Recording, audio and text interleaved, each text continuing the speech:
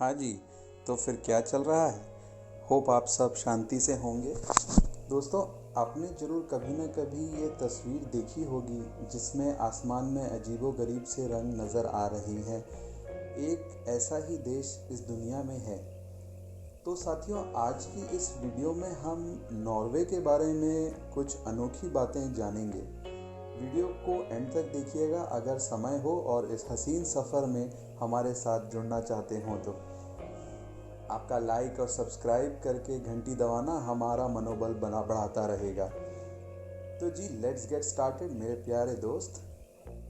अगर राजधानी की बात करें तो यहाँ की राजधानी 1814 से ओस्लो है और इसे नॉर्वे के सबसे बड़े शहर होने का भी गर्व हासिल है। एरिया 3,85,207 स्क्वायर किलोमीटर है, जो कि हमारे भारत देश के कंपैरिजन में तो काफ़ी कम है दोस्तों। अब अगर जनसंख्या की बात करें तो आपको भारतीय होने के नाते सुनकर हैरानी होगी कि यहाँ की कुल आबादी 53,70,000 ही है, जो कि दिल्ली के 25% से भी कम है। हर साल 17 मई को यहाँ का राष्ट्रीय दिवस मनाया जाता है दोस्तों। यहाँ हर स्क्वायर किलोमीटर में सिर्फ 15 लोग ही रहते हैं, ऐसा यहाँ का पॉपुलेशन डिस्ट्रीब्यूशन है। इस देश का औपचारिक नाम किंगडम ऑफ नॉर्वे है, जिसे कॉन्गरिकेट नॉर्ज भी आप कह सकते हैं।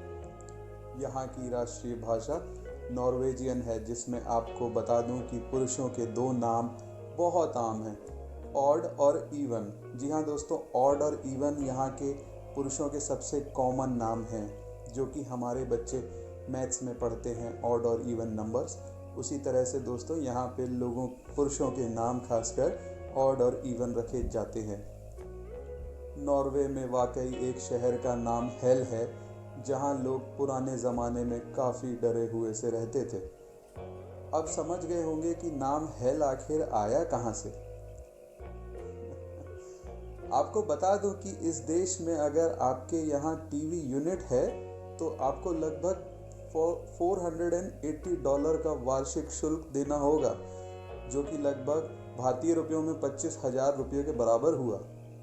अब आपके मन में देशभक्ति के गाने बज रहे होंगे, ऐसा मुझे लगता है दोस्तों, बिकॉज 25,000 रुपये खाली टीवी रखने के अगर इंडिया में हमें कोई मांगे तो हम उसे पागल ही समझेंगे।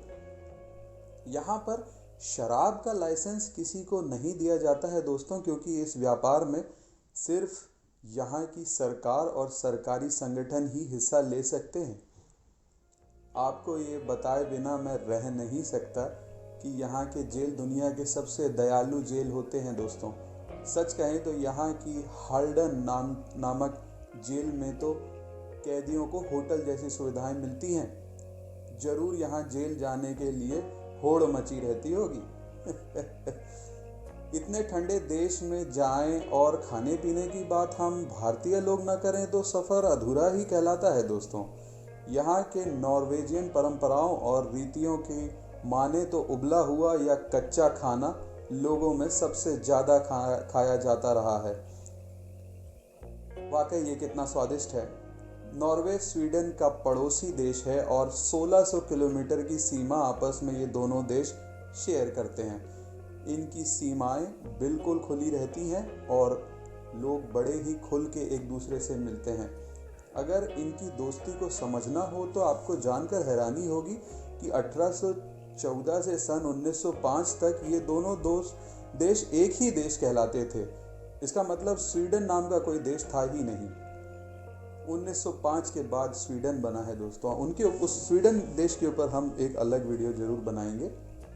अब हम बात करते हैं आसमान में होने वाली उन रंगीन लाइटों की, जिसकी वजह से काफ़ी सैलानी नॉर्वे जाते हैं।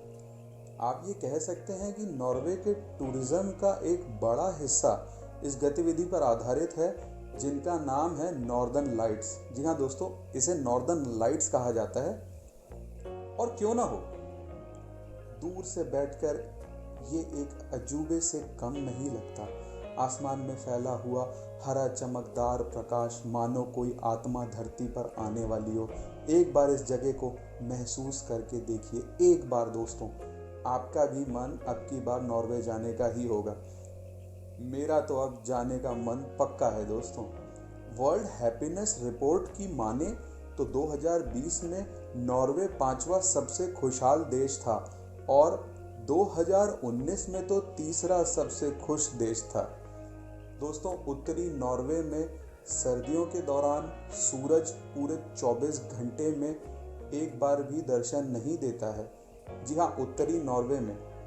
वैसे ही नॉर्वे काफ़ी देश पूरी दुनिया के उत्तरी दिशा में है और उसके भी उत्तरी हिस्से की अगर बात करें तो वहाँ 24 घंटे सूरज नहीं निकलता है सर्दियों के दौरान। और जबकि इसी क्षेत्र में हम गर्मियों के समय सूरज कभी अस्त नहीं होता।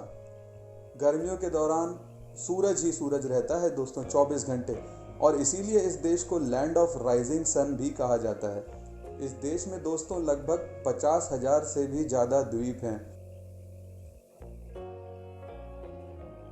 तो दोस्तों, आज के लिए बस इतना ही। आगे और रोचक जानकारी जानने के लिए एपिसोड्स देखते रहिए, चैनल के साथ जुड़े रहिएगा। Good bye.